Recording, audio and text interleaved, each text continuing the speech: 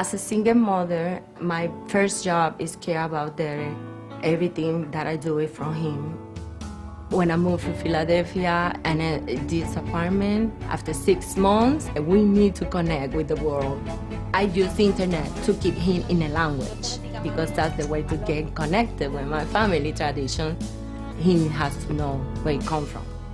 We need internet essential. There's no excuses to not get connected. Tune in every Monday morning at 10 for Get in the Know with host Marley B, providing the city of Highland Park news, information, and entertainment. Find out what's happening in Highland Park from the city's movers and shakers. Get in the Know with Marley B, Monday mornings at 10, right here on WHPR.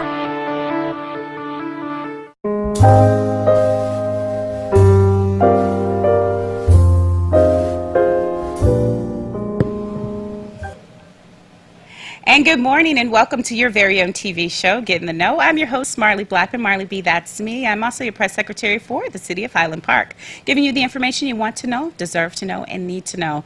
And I am always honored that you guys are joining me every Monday morning from 10:30 to 11:30 inside of your homes, on your smartphones, or any of your mobile devices. Thank you so very much for tuning in.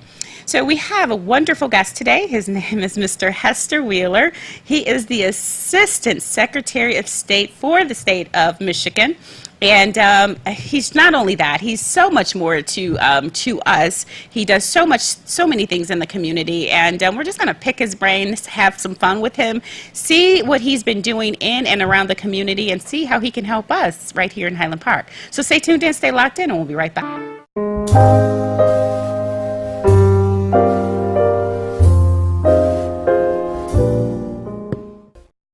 As a single mother, my first job is care about Derek. Everything that I do it from him. When I moved to Philadelphia and this apartment, after 6 months, we need to connect with the world.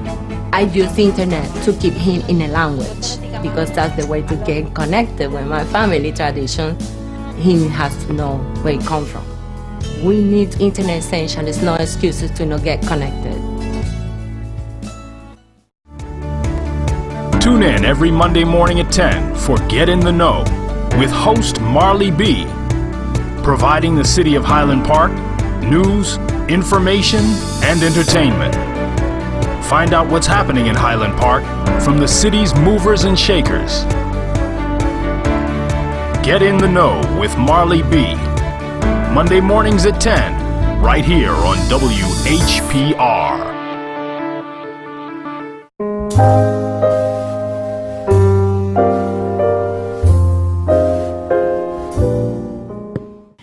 And welcome to Get in the Know, your very own TV show. I am your host, Marley Blackman. Marley B, that's me. I'm also your press secretary for the city of Highland Park. Today we have a wonderful guest joining us this morning. His name is Mr. Hester Wheeler. For those who don't know him, but I would really be shocked if you didn't know him because he's well known in and around Detroit. How are you? Good morning. Quite well. How are you, Miss Marley B? I'm doing well. I'm doing well. So tell me, you're here at my show this morning. Yes.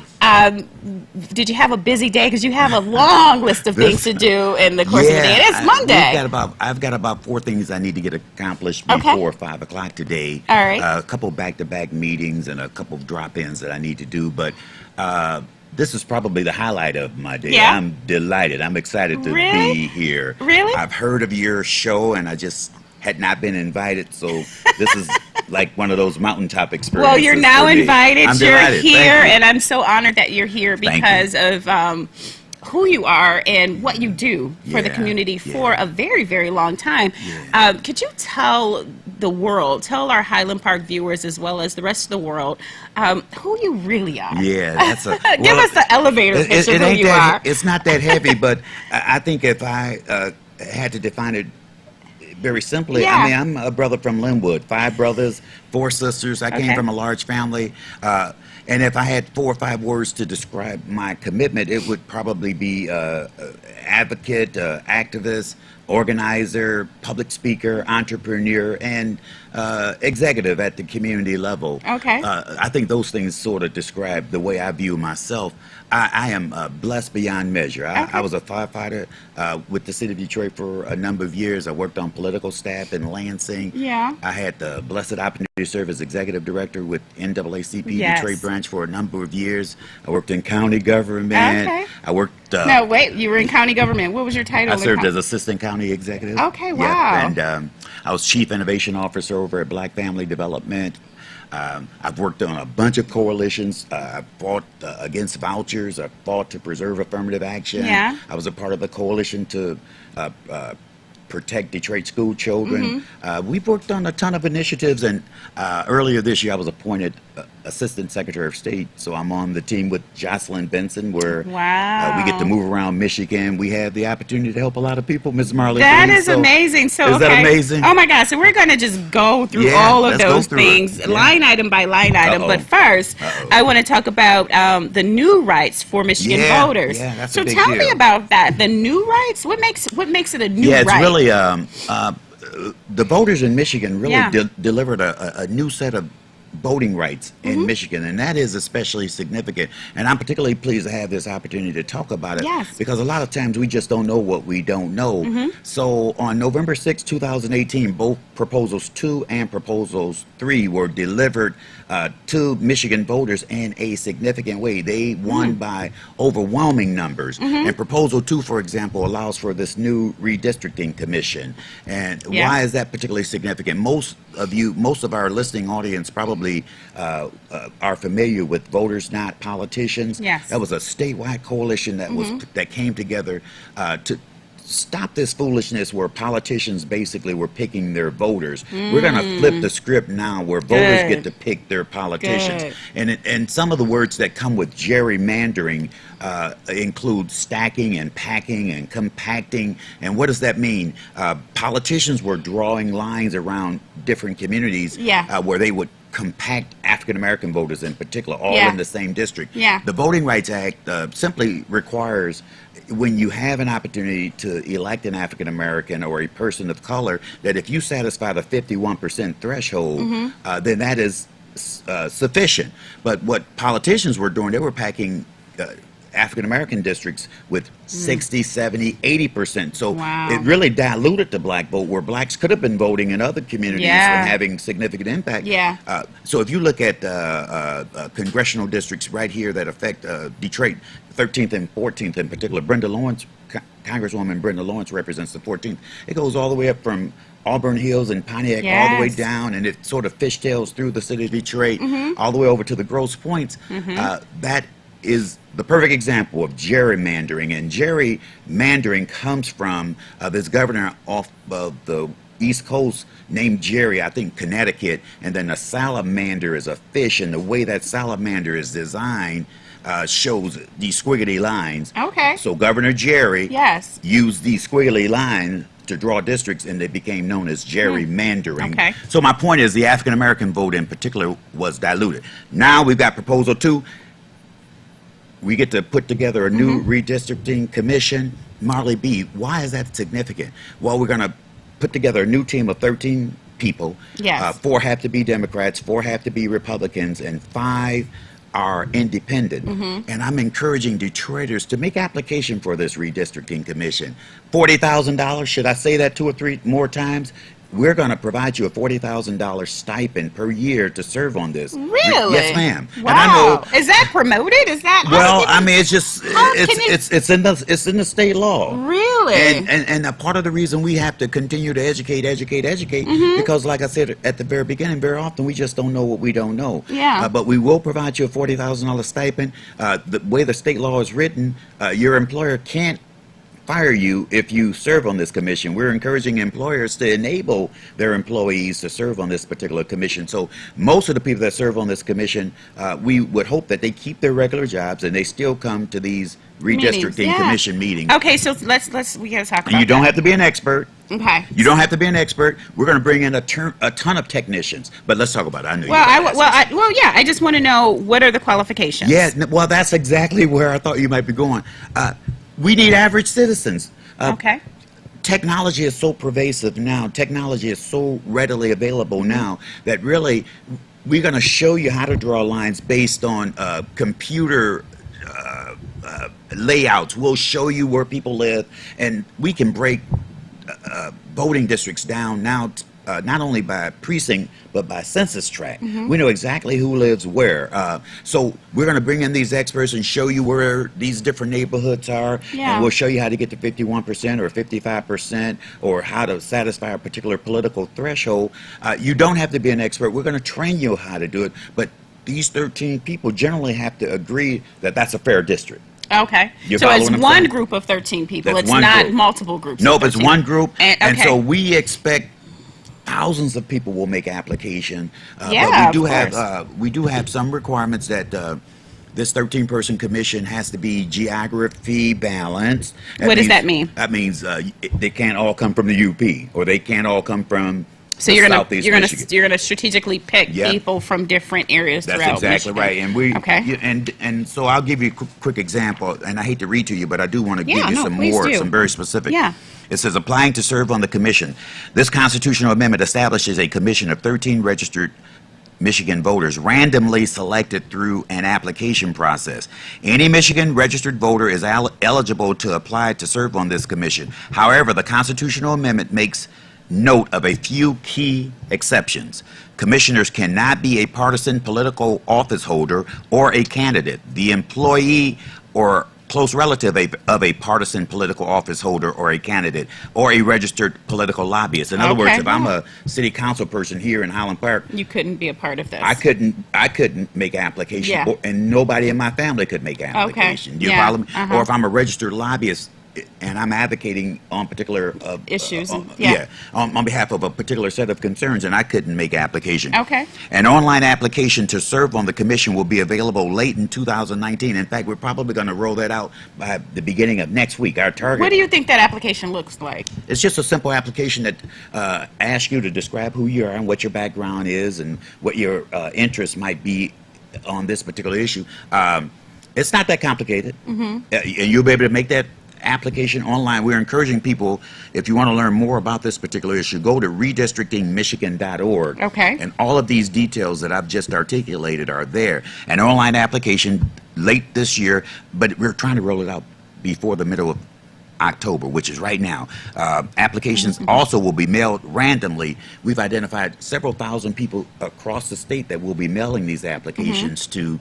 So we expect thousands of people to apply, Marley B., but in fact, you'd be an excellent I was thinking about it. You'd be an I was excellent thinking commissioner. about I mean, it. and you don't have to be you can be a political novice or you can be a political expert. Yeah. But we need everyday common people who care about civic engagement, who care about voting, who care about this political process. Well, that's out of thousands and thousands of people. Yeah, it's gonna be a lot of people making randomly application. picked. It's like, All yeah. All right, you guys. So leave that with you. redistrictingmichigan.org. Please visit that website to find out more about it, and so they can go on there and get the application as well. Yes, in fact, we're encouraging you to make application online. Okay.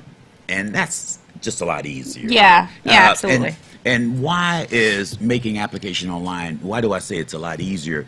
Because technology is so pervasive nowadays, Ms. Marley B., that we're really encouraging people to take advantage of these new technology services. Yeah.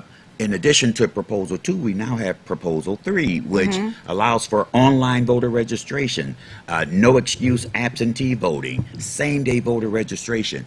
That is so significant. If people take time to really understand what that all means, That is amazing. and why is that significant? In the state of Oregon, for example, they are 100% vote by mail. Nobody goes to the poll in Oregon. Really? It's for nearly 20 plus years now, 100% vote by mail. Why is that? Because in their infinite wisdom, the legislators and the politicians in that state, they thought this would be a much more sophisticated way to get voters engaged. And so way back in the 90s, they started tinkering with their voter laws. But the reason Oregon is significant is because over 70% of Oregon residents vote every time. Wow. And we That's a barely huge get number. 50 to 60% Yeah. in a presidential election here in Michigan. So if you educate voters about the benefits of voting from home, voting by absentee voting, you can do so from the comfort of your dining room table. You Yeah. can take your time, figure out who the candidates are. You can figure out what the issues are. It's So a there special. has never been, particularly in Oregon, there hasn't been anything with tampering with the mail. Well, there's not a lot of evidence, and I understand that Yeah. particular concern. I'm glad you asked that because one of the things we probably don't do enough of is encouraging people to trust the experience. And once people have any kind of question, then they come back and forth. So we've got a couple of committees. We've got an elections security committee that is in motion right Yeah. now, looking at different ways to ensure that the voting process is secure. And we've got an elections modernization committee. And these are experts from across the country Yeah. who are coming into Michigan regularly, and we're meeting with them to explore innovative ways. Yeah. Our goal is to move Michigan from worst to first in terms of voting rights. I love that. You like that? Worst to first. Worst to first. So wait, we Yeah. had a conversation which I remembered, and I wanted to bring it back up on the Yes. show. Is that you said it? You talked about our young people voting. Yes. And how many did not vote Yeah. this last Yeah. presidential election. And you told me what your thoughts were behind that. Right. Can you share that with our And I guests? appreciate that.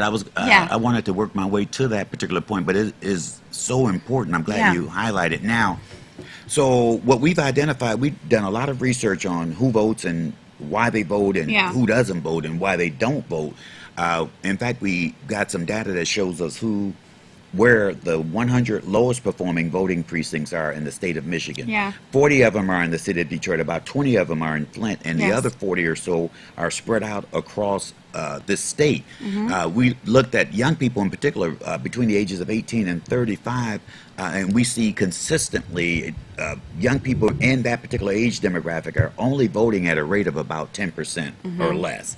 And that's unfortunate, but it is also a reflection of the kind of work we do. Those of us who are advocates Yeah. and activists, Yeah. if we have a sleeping giant, it's that particular demographic. Yeah. It's that particular generation. And how do you wake them up? Well, one thing we know is that people go to the polls to vote their self-interest. Mm-hmm. So if politicians are not talking about the issues that young people care about, it's a good chance that those young people will turn off. Yeah. And then if young people don't see things changing in a way that they can benefit from, then they check out of the process. Okay. When I served as executive director at the NAACP, we used to go door to door all the time and help people get registered to vote.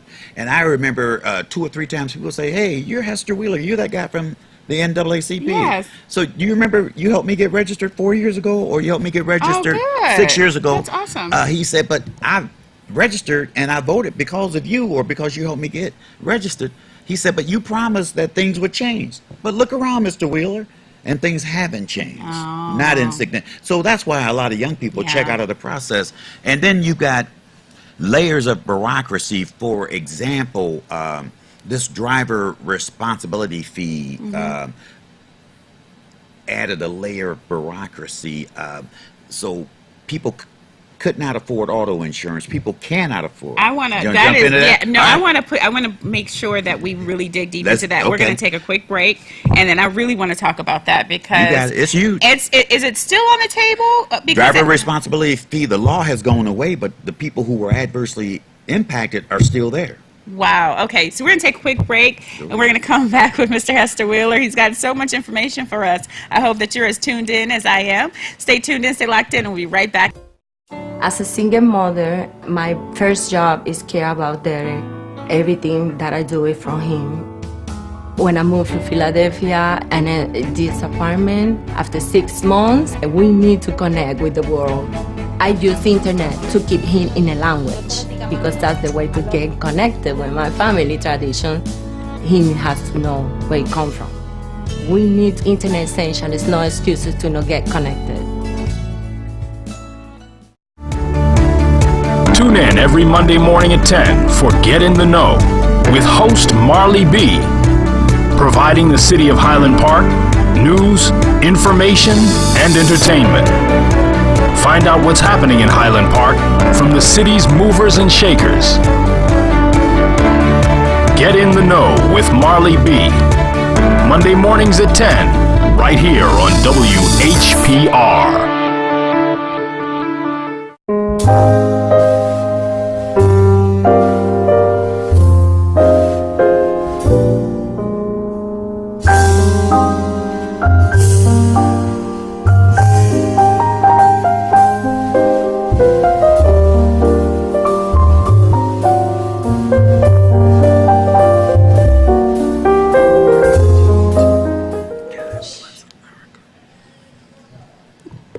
And welcome back to your very own TV show, Get in the Know. I am your host, Marley Blackman. Marley B, that's me. And I am joined with an amazing person, Hester Wheeler. He is talking about voting and voting rights and the new voting rights. And before we left for break, we were talking about driver responsibility fees and how that has impacted citizens and their right to vote. Huge. Right?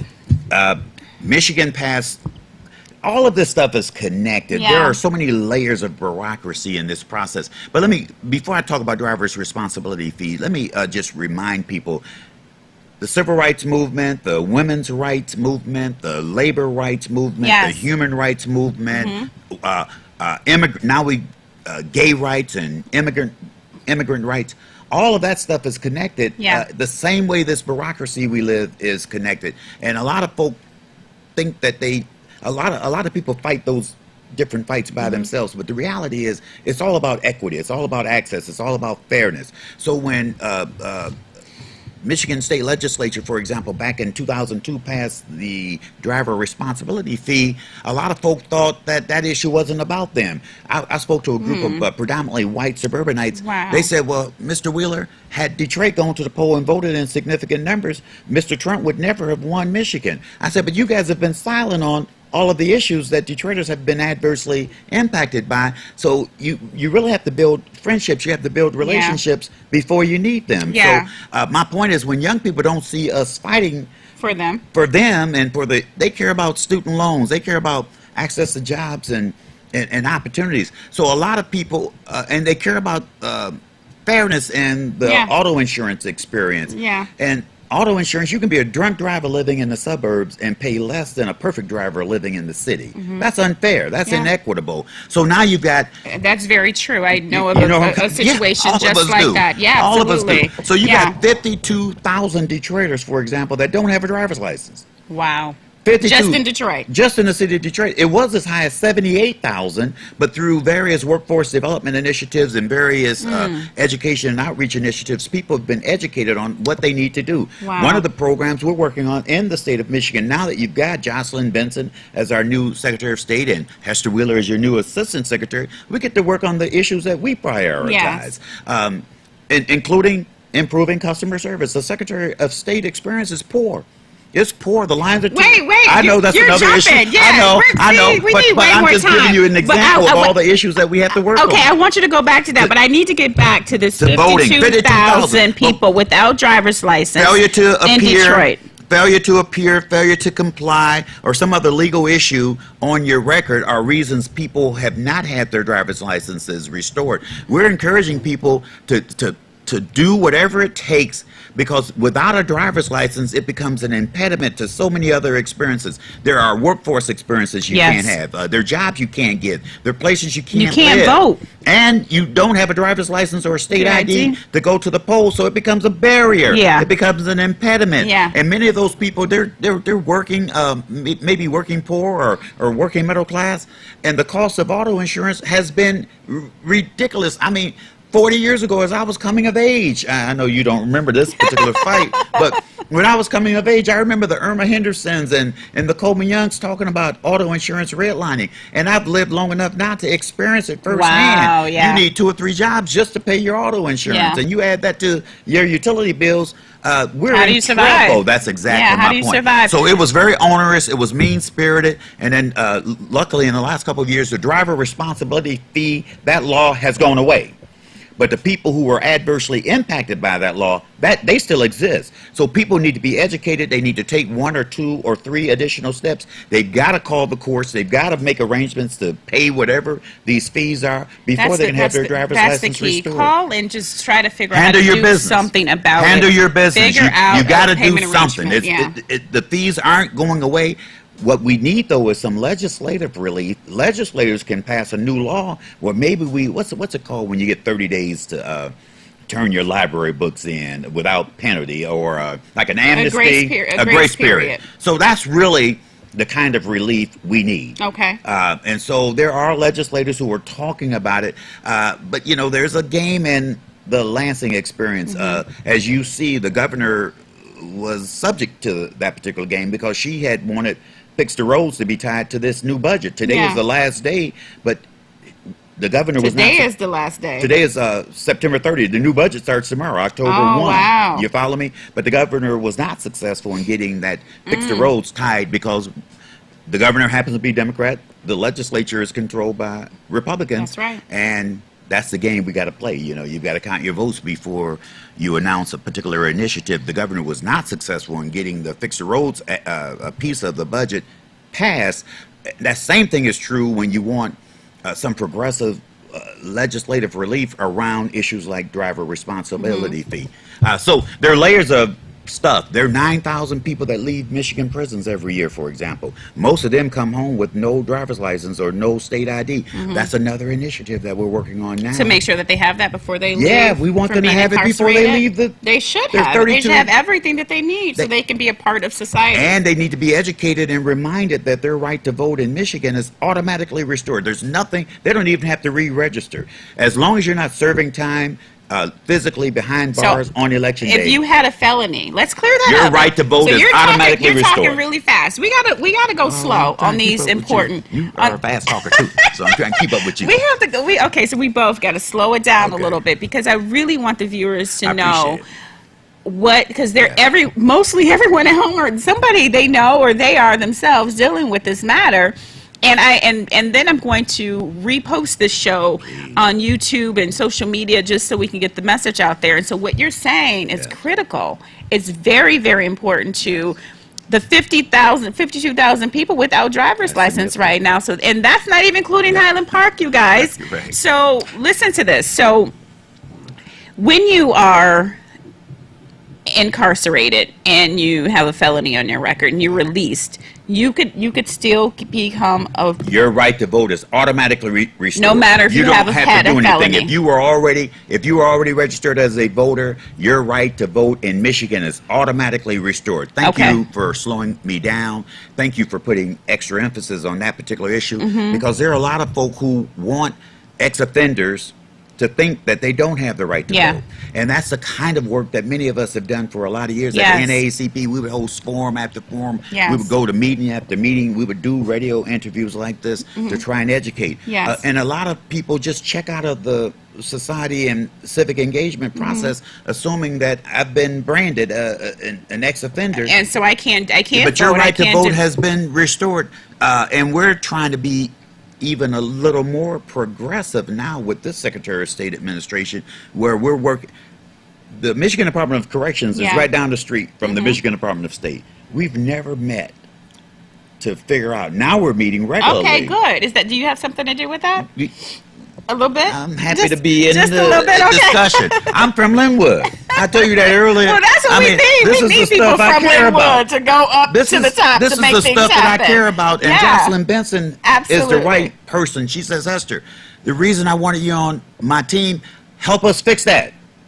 Help us fix it. So we get to work on the kinds of initiatives that we prioritize. Absolutely. That's so the Michigan amazing. Department of Corrections is right down the street from the Michigan Department of State, but we've never met. So there are 32 prison facilities in Michigan, and there are 32 career counselors that every returning citizen has to meet with within a few weeks of their release.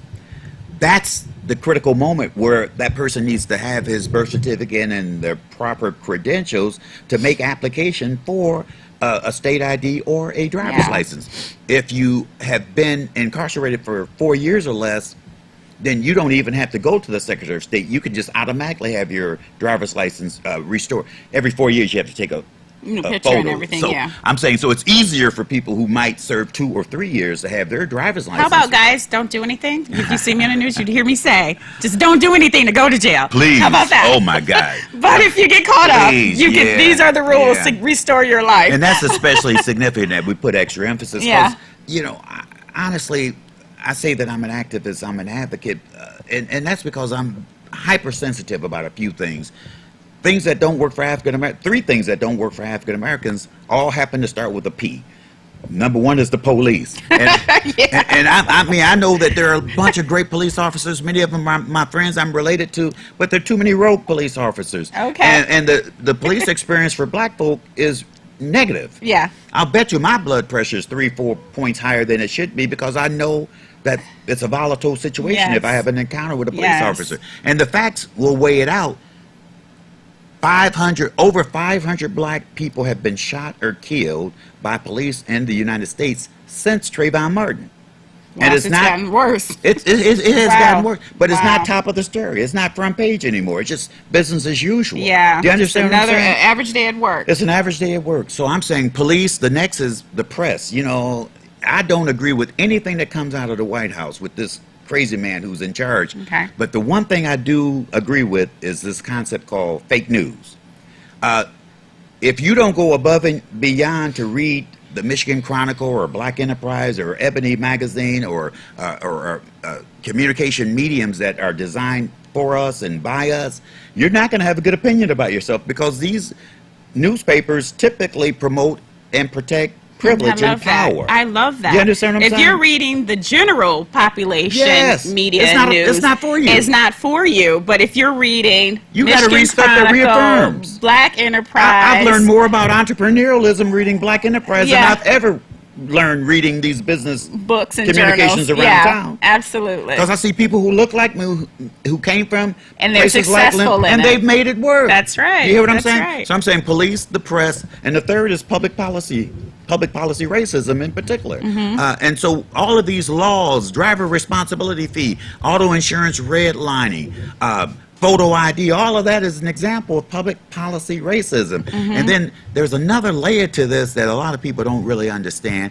And I'm just really beginning to understand it. So there are layers to politics. Very often, the person you elect is not the person that get to make the decisions. For example, I want to say preach. I just love politics. No, because you're giving us information. But you know where I'm coming from. No, I want you to continue. Yeah. I'm getting excited I because appreciate you're really it. breaking it down. So keep going. So a part of what I mean, you got all these authorities, for example. So you might elect your city council, but the city council or the mayor, their authority only goes so far because Wayne County, I remember, you probably I are really old need enough. you to break that down. Okay, so let's Wayne talk about County that. Airport, for example. Go Detroit ahead. Metropolitan Airport, for example, used to be controlled 100% by Wayne County commissioners who we elect.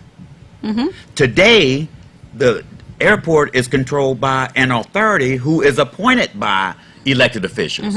So you don't have as much direct impact on what happens at the airport or how to access vending opportunities at the airport as you may have 20 years or so ago. You understand? Okay, so the Little Caesars Arena, for example, took $350 million in Detroit taxpayer support. But now that they're part of this Downtown Development Authority and these TIFA districts, tax incremental finance authorities, you don't have direct control over what they have to do. City council can influence it, but my point is we didn't elect those people who sit on those authorities. You understand what I'm saying? I do. But they're controlling tens of millions of dollars. So let's break it down from a city government. So you have a mayor and then you have city council. So a lot of people may think that everything is the mayor's fault. Everything, what they don't understand is and that's a fair place to start, but that's not the whole story. That's not the whole story because there's the mayor, there's city council, and there's weigh-in from every. There's only county so commissioners, many. there's school board representatives, there's state legislators, Absolutely. and so we keep encouraging people vote. But honestly, it is not enough to tell a person to go to the poll and vote. We really want you to get involved at a much deeper level. We want you to become a precinct delegate. We want you to work on the polls on election day. We want you to be a part of a political action or a political education committee. I strongly encourage everybody I know, get on somebody's campaign committee. Get in the game. You follow me? Because that's the way you really influence. And you've got to show up for different experiences. I'm excited about what's happening with UAW, for example, but I also know the history of direct action. It's only been when we protested that we changed America. You know, it didn't happen by accident. We had to fight for it. We had to fight for it, and it's no different now. So I love activism. I love advocates. I love people who speak truth to power. I love people who articulate the realities of the challenges that our community faces, because I don't think it happens. People in power will never teach powerless people how to get power. That's right. That's right. Their biggest priority is how to preserve status quo. You hear what I'm saying? Once you've arrived. Once you've arrived. And then there's some people who have a commitment to reaching back. So a part of what I'm saying, voting is the great equalizer, though. So we took, I told you, we took that poll of 100 lowest performing precincts in the state of Michigan. West Bloomfield, for example, votes at a rate of 86 to 87%. Wow. Consistently. There are precincts in the city of Detroit that vote at a rate of less than 10% consistently. Wow. And you can see the disparities in how resources are allocated. Yeah. You understand? Yeah. So that same person who is not voting is the same person who will not likely participate in the census, for example. So that's another chapter. I don't mean to segue too fast, well, but no, all of I this just stuff is why connected. don't we reel it back a little bit, Reel and it why back. don't we talk about how can we change that 10%? Yeah. How can we increase that? What can we do? What are your suggestions? There is a science to voter contact. Okay. We know for sure that the more times you touch a voter, the more likely they are to participate. Okay.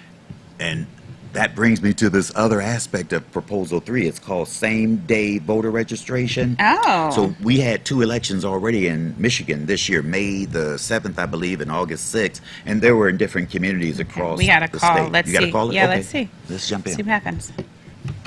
Hi, caller. You're live on the air with Marley B. and Hester Wheeler. How are you? Hello?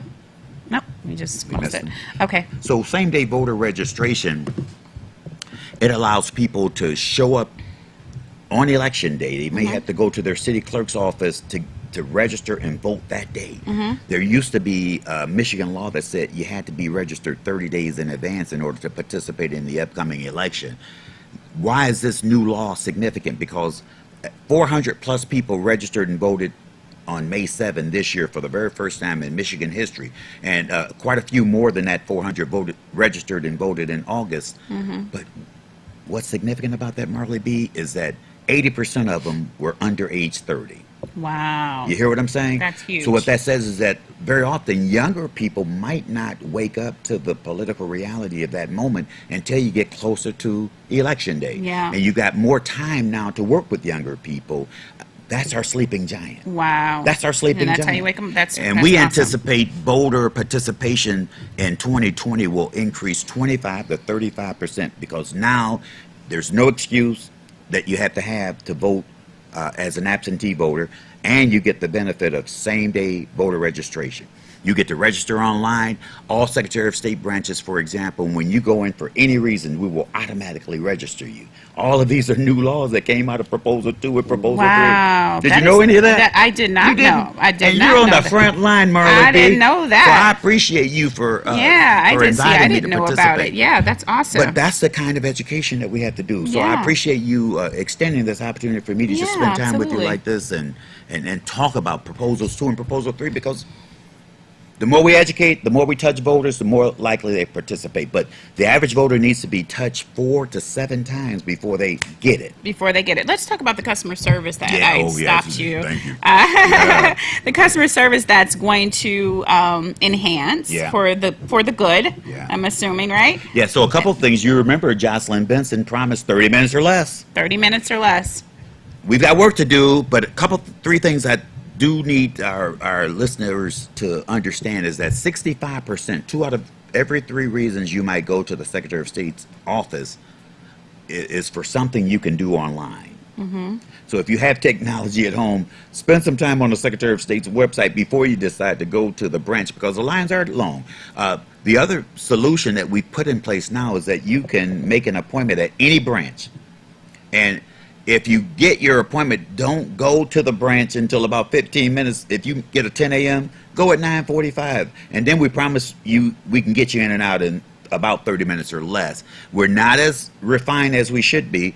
There are a lot of transactions that you can do at the kiosk. It's that little machine. So I am saying spend a little time on the Secretary of State's website if you have the technology at home, and learn as much as you can before you go. We've got work to do. We do need probably twice as many Secretary of State branches, particularly here in Detroit. We used to have 12. Yeah, I don't think that there's enough locations. We know that when Mr. Austin was Secretary of State from 1971 to 1995, Yes. he had a different commitment to customer service. After Mr. Austin served 24 years, most people might remember, we had Candace Miller for 8 years. Yes. Then we had Terry Lynn Lamb for 8 years. And then most recently we had Ruth Johnson for 8 years. And for most of those years has been systematic disinvestment. Secretary of State branches have closed, particularly in the city. So today we have 5 branches in the city of Detroit to serve over 650,000 people. Yeah. But the irony, Marley B., is that Grand Rapids only has 200,000 residents. They got 4 branches. They got 1 branch for every 50,000 residents. You understand? Wow. We got 1 branch for every 110,000. Yeah, we have to improve that. We have to improve that. Yeah. So that's all the stuff we're working on. Okay. But education. So you'd typically go to the Secretary of State to register to vote. You can do now online. Yep. Or your city clerk's office, or you can do it online. Okay. Yep. And you would typically go to the Secretary of State to get tags for your vehicle. That's exactly And when right. you need a tax-free vehicle, so you'd have to have proof of insurance, right? You do. Your it's all connected. all of your identification. So is that really easy to do online as opposed to going in? Yeah, a lot of that can be done online because even your proof of insurance, sometimes it has a barcode or a vendor number. That you could just type in. All of it's there. Because a lot of our folks go and get the insurance I know. that they Oh, bless just you. so they I can know. get the And I mean, tax. I understand it. I get it. People You do what work they with need to me here. do. Yeah. People do what they need to And do so to get by. it's not already Yeah. in the system Yeah, it's that not that already- vehicle has yeah. insurance. And if you get your insurance at the very last minute, maybe the day before you try and renew your driver's license, then it won't be in the system. Exactly. So that's another reason you've got to go to the branch. But what I am saying is that a lot of us go to the branch, myself included. I've gone just because I waited until the last day. My birthday's on the 19th. I might not go until the 29th. Well, see, you could probably go to the kiosk. I probably can, but if I don't go early enough, I may miss my opportunity. But, just based on the way money flows, maybe you don't have money in a significant way 'cause until it the first of the costs- month or the absolutely. 15th. So you can't go until you get the money. Yeah. So, but what I am saying is if you have a computer at home, spend time on the Secretary of State's website. Okay. You will be Amazed at what it can do for you. and impressed at the things that you can learn and how not to waste your time. It's not a great experience, but a lot of us even though they blame us for those long lines, the same reason people go to the poll and vote on election day, they like that experience, even though they could have voted by absentee ballot. Okay. You hear what I'm saying? Okay. A lot of people go to the Secretary of State. I don't know. Maybe they like that experience too. I don't particularly care to wait in the long line. I don't think that everybody likes I that know experience. they don't. But let me tell you I'm who gonna disagree with that one. I know you. That's fair. That's fair. I was speaking too fast. I bet you if we Yeah. go to one and we just do a little interview and say, hey, I'm No, Marley B. everybody- I want to know, do you like this No, experience? everybody's angry. in the Everybody's Secretary going of to be State's mad branch. and say, absolutely But let not. me tell you who the number one. We do have a favorite customer. Okay. Who do you think is the happiest customer? Senior? No. There's one. Oh, customer. your newest driver. That's exactly I just right. had one this year. Those 16-year-olds. They who don't come care. They'll in, stay there 24 They'll stay hours. there all day. That's our happiest customer. My son had me on his birthday at Secretary of State on a Saturday. Yeah. He found the one that was open on That's Saturday, right. and we were there. I think the branch opens at 9. We were there at 7:30 in the morning. Oh, my God. And the line That's a was big deal. already long. That's a so, big deal. Yeah. It's so a big that deal. is the favorite. Let me share with you another aspect too as to why young voters are important. So, if a voter Yeah. votes in their very first opportunity, we have research that shows that voter votes for life. Mm-hmm. We have young people come in to get a driver's license at 16. The Secretary of State, we won't see them again until age 20. So we missed that age 18 you guys should window. probably change that. Well, we need some legislative relief in order to pre-register Yeah. 16-year-olds. Right now, Michigan law says you That can would be only. phenomenal. That would be significant, have huge impacts because we get to stay in contact. Be like your AARP card. You That's automatically exactly- yeah. get it. Well, they start calling you at age 45. Come on, we know you're about to.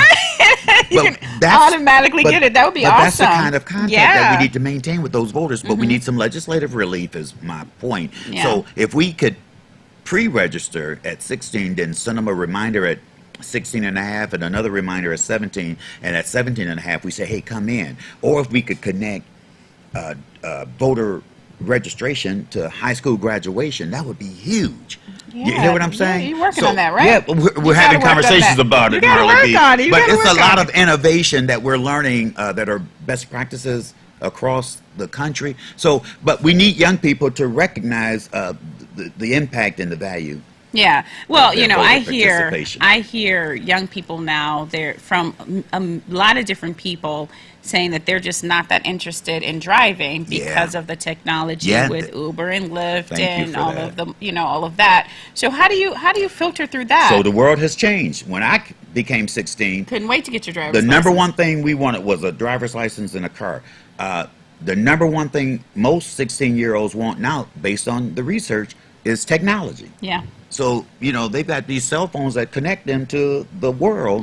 So that's a higher priority. So we literally are chasing young people now to say, go get your driver's license. And then the world has changed. When I was in high school, most high schools had a driver's training program. Inside of the school. You follow me? Those programs don't exist anymore in a lot of high schools. So the world has changed. It's expensive to do it. So it where is. do they get the money? So now you go ahead, Marley. Yeah, You're highlighting so many. Yeah. So again, that's another impediment. These are the real things that people are dealing with. Thank you for highlighting that. Yeah. That finances are always an impediment, and I don't know what the rates are, but I have an older son. He and his wife, they have 4 children, so I have 4 grandchildren. One just got his driver's license, and I said, Kyrie, I'll help you, but I don't know how much money I spent helping him get through the process. Yeah, phase 1, or it's not called phase 1. It's segment 1 and segment 2, and then you got to pay called for back, the road Granddad, test. I need more money. It's like expensive. I bet you it's $500-600 bucks when before it's all you're done. said and done. Yeah. So that not to mention when you get to the Secretary of State. layers of stuff. Yeah, but you've highlighted a lot of important things, Marley B. I'm deeply appreciative. Absolutely. Well, that is our time. We're out. We're out of time. Is there more we need to talk about? No, I would just put extra emphasis on all the things. Proposal 2, Redistricting Commission, $40,000 stipend.